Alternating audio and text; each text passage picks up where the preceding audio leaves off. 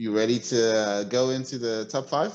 Let's do the top 5. So this is gonna be, obviously there's only 17 games, which you don't think in the grand scheme of things. We're gonna talk about basketball, baseball, and soccer right after this. And 17 games is like what in baseball? That's like half of 1 month. Yeah. I mean, because baseball is 162 games. So 17 games is just a little over 10%. Before we jump into that, have they ever discussed making it go down? I feel like with when COVID happened, like wasn't the season was last season was 60 games. Well, I feel like less is more sometimes. But anyways, we can talk about that when we talk about baseball. So what we're gonna do is we're gonna talk top 5. We're gonna go back and forth between these. We have 5 already that we thought about. The 5th one, we wanted to mention honorable mentions. We're not going to mention any division games because we play them every year. A lot of these teams we play almost every year too, but division games is a definite, you play them for sure every year.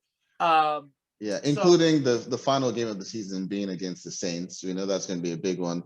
It might not be. I mean, the Saints don't have Drew Brees anymore as far as we know. So then you never know. Listen, I know Taysom Hill did a good job while he was gone. But that is always he can have the Garoppolo. Well, the Garoppolo effect where people eventually figure him out, and I feel like that's what's going to happen. See, if he's the one, people are going to figure him out, and if it's Jameis Winston, he's just so fickle that they're probably going to have a quarterback controversy for a little bit in NO. We could definitely talk to our guys in the radio show about that. They're big. Don't know why, but they're big Saints fans. They were born or something like that. Anyways, how do they feel about this season coming up? Yeah, and such? But anyways, the one important game in the division game is because we are going against the defending Super Bowl champs, which is 2 games, home and away. 2 games, of course. Yes, you're right. But the first game that I think is important within the division is the very first game of the event, which happens to be the second game of the season. And the reason I think that one is very important is because obviously we got Kyle Pitts, right? We might still have Julio Jones. We don't know if we will, but we might still have Julio Jones. So if you have Julio Jones, Calvin Ridley, Kyle Pitts, people don't want to usually throw him in there, but I'm gonna go ahead and call Hayden Hurst him. And then whoever you never know. I think that Arthur Smith is going to do a good job on having a running back by committee situation, which I think he's going to be successful with that. So if we have that, it's going to be one of those pick your poisons kind of things. So obviously, if you have to double cover Julio, you got Kyle Pitts wide open. If you could double cover Kyle Pitts, you have Julio Jones or Calvin Ridley wide open, or at least one-on-one, right? So I think this one's going to be a very interesting game because the fact of the matter is they released the top, the ranks of defense. Obviously, there has been no games played yet. So how do you rank defense? But they're ranking them based off of last year and based off of the acquisitions they did during the off season so far. By the way, we were ranked 30 out of 32. Makes sense. So we weren't last. Hey, I believe it. I believe it. Yeah. Yeah. But the Bucks were ranked 1, right? Because they're one of the only teams I think they said in modern Super Bowl history that was able to retain all of the starters from the Super Bowl game, which they're like, that's never happened. So obviously that defense is what won them that championship. I don't care what people say. You limit freaking Mahomes to 9 points. Mahomes to 9 points. That's that defense that got you that championship. So, and of course they say defense wins you championships, right? So I think that's going to be a very important game, probably the most important division game, just because it's going to show us how that offense is going to be against the stacked defense. Because is our offense going to be able to win enough for our defense to catch up? Because I honestly think our defense will go from 30th. They will probably. I have a feeling that Dan Pease is going to do a good job and get us at least in the middle of the pack. Because I think the goal for the defense is just to get to the middle of the pack, isn't it? It's like not be the worst. Yeah, maybe we can't be the best yet, but we could definitely not be the worst. So yeah, I think that's definitely that's definitely going to be one of the. That's a big honorable mention within our division. I think that week 2 against the Bucks at the Bucks. So Isn't that nice? Tom Brady has two home games at the very beginning after he's the Super Bowl champ. Yeah, that's cute. It's good for him. All right. So was that your first one, or was that the honorable mention? That's the honorable mention. Okay. You have 3, right? So you should go first. So All right, I'll go first. So mine is the fifth one for me is a very selfish one. The Cowboys. So we're playing at Dallas. I don't know if you remember during one of the podcasts I mentioned previous episodes. I mentioned that I was gonna go to Dallas to go watch the game with my dad. We were gonna go to the Cowboys to Jerry World. We didn't get a chance to do that. So now that I know the date, which is November, I'm gonna try to talk to him and be like, hey, we might not get to spend Thanksgiving, but we could spend try to see if I can get myself get a free game out of him. So, nice. So the does he listen to the podcast? I hope Does he listen to the podcast? No, but he'll listen to me. Okay. So we'll see what happens. Maybe we'll get a chance to to go to that game. So I'm looking forward to that Dallas game. Either way, that Dallas game is actually week 10. So that's gonna be 9 games in. By then we'll know for sure if we're gonna probably have a winning season or not. Okay. Cool. Well, my I guess our number 4 would be Falcons hosting the Jets, but not hosting. They're gonna be in London Stadium. I think that's what it's called, London Stadium, where the Tottenham Hotspur play. So that's one of our home games going away to that. I am looking forward to this game because I've been hearing a lot about Zach Wilson ever since the season was over, and we were talking about the NFL draft, right? Because early on, people were like, obviously Trevor Lawrence, number 1, but people were like, Justin Fields, that's like number 2, top 3 at most. And then Zach Wilson's name started coming into the fold, right? And lo and behold, they ended up going number 2, going to the Jets. Now, the Jets have had quarterback issues for years and years. Sam Darnold had a few glimpses there where he almost looked like he could be the solution, but didn't quite pan out that way. So now I'm shocked that they traded him. I really am. Yeah. Would it have been a bad problem for you to draft him?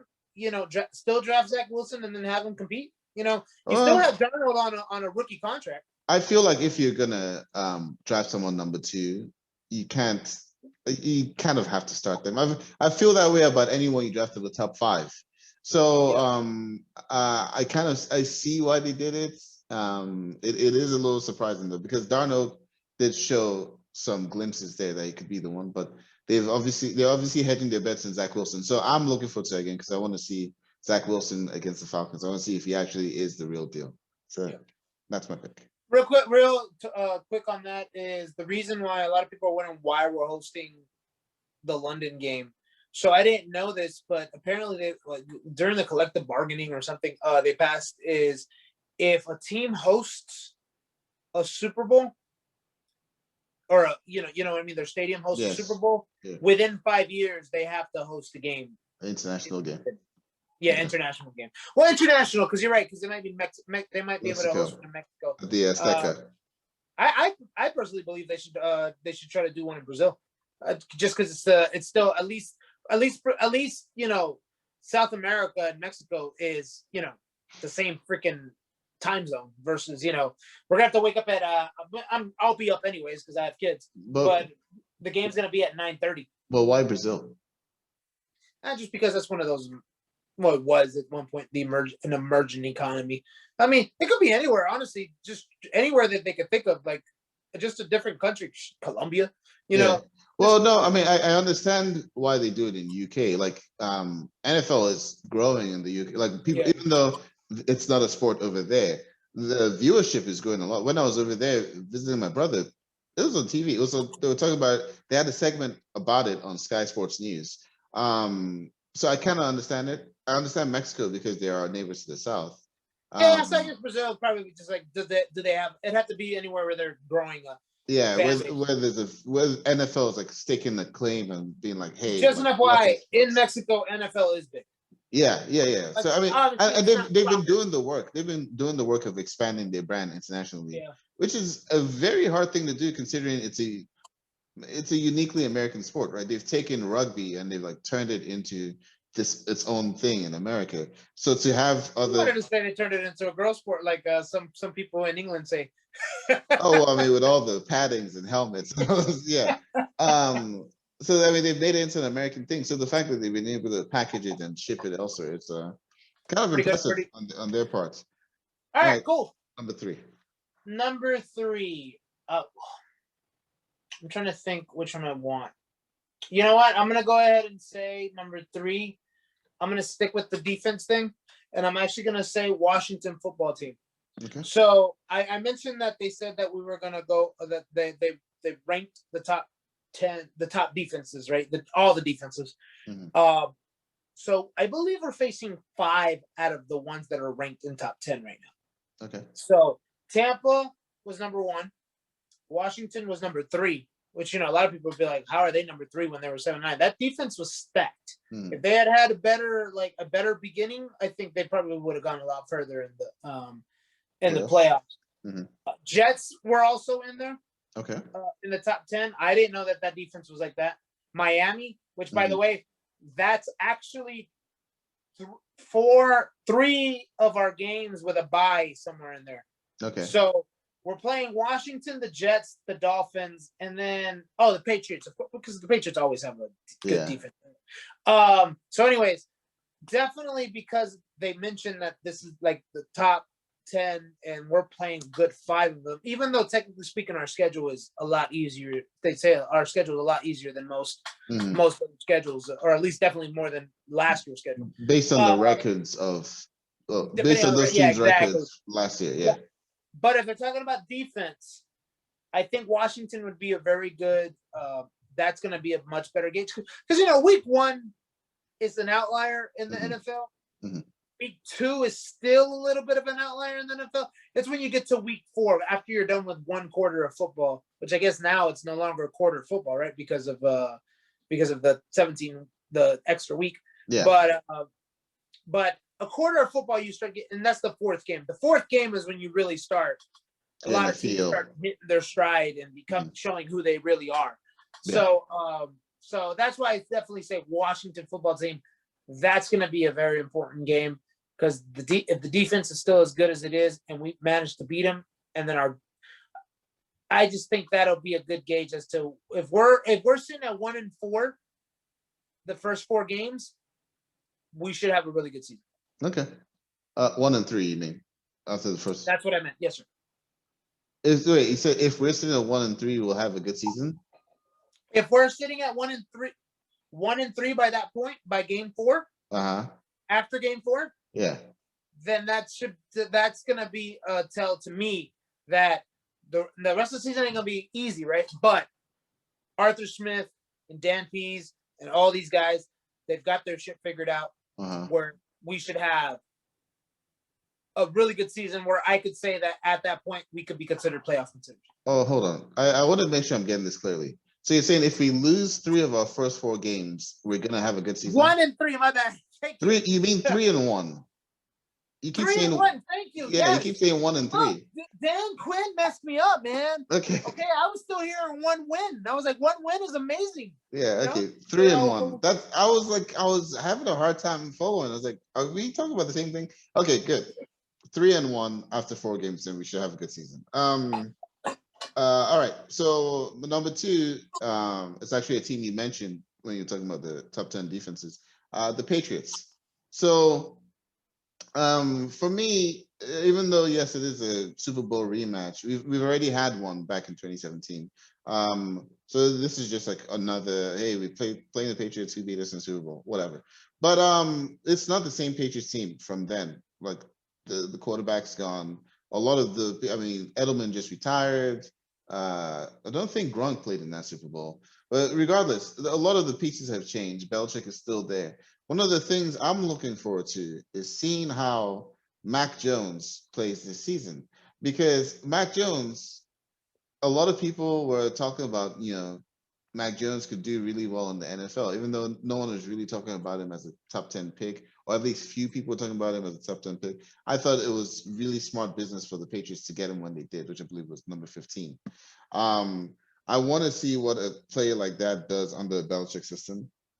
He seems to fit the Belichick archetype. So I'm really curious to see how he does. And then obviously you spoke about how good their defense is. So I feel like that's going to be like a really good matchup, especially if the Falcons offense manifests itself the way we hope it would, with having, big guys like Pitts and Ridley and Julio Jones, hopefully, still in the team. So yeah, I'm looking forward to seeing them play Belichick and the Patriots. November 10th, I believe. All right. Hopefully they finally beat Belichick, because I don't think Falcons have ever beat Belichick as long as it's been in New England. November 18th, sorry. And no, I think you're correct. I don't think they've ever beaten. Yeah. We haven't beat Tom Brady either. Since Tom Brady has never lost the Atlanta Falcons. So they have 2 games where they can hopefully, we almost beat them, one of the 4 quarters that were squandered last year. So that's your number 2. My number, and I really like. Sorry, that's a Thursday night game. Just want to put that out there. The Patriots game. Okay. That seems a little bit to me disrespectful for the New England Patriots. Like usually it's a division game, never like a non-division game that they have to play against. But big quick note that did you notice that we didn't have a Monday Night Football game or a Sunday Night Football game? Well, Thursday is our primetime game. So. Well, this is actually, I say that to mention that my number 1 is actually the Buffalo Bills. Okay. Because I honestly feel like the Buffalo Bills are definitely a Super Bowl contender team. Okay. And then I think at that point we get flexed. It will get flexed, yes, because if the Falcons are, let's just say the Falcons are sitting at, I don't know, at that point it would be 10-4. 10-4. Yeah. Let's go 10-4, exactly. Is that right? That's 14 games. Sorry. Oh, this is 17-game season. Sorry. This is 16th game. So I'm gonna go with 11-4. Okay. Yeah, all right. We'll take it. 11-5 at that point. No. 11-4 is correct. Yeah. We're at 11-4. Buffalo Bills are at their whatever, depending on their schedule. I wouldn't be shocked if they're 14 and they start off 10-1 or something like that, They'll be 14-1. Yeah, exactly. Yeah. So I have a feeling that game would be flexed, just because I think they also do a lot of these, like they're like, okay, we're going to keep this team that we don't know 100% sure out of Sunday Night Football. Okay. But there's always one of those teams that everyone thinks is going to be great. Mm-hmm. And then just, craps the bed, and then they flex them out and they flex them in. So I have a feeling that I think the Buffalo, that game is pretty good at getting flexed. So my prediction is that game is getting flexed.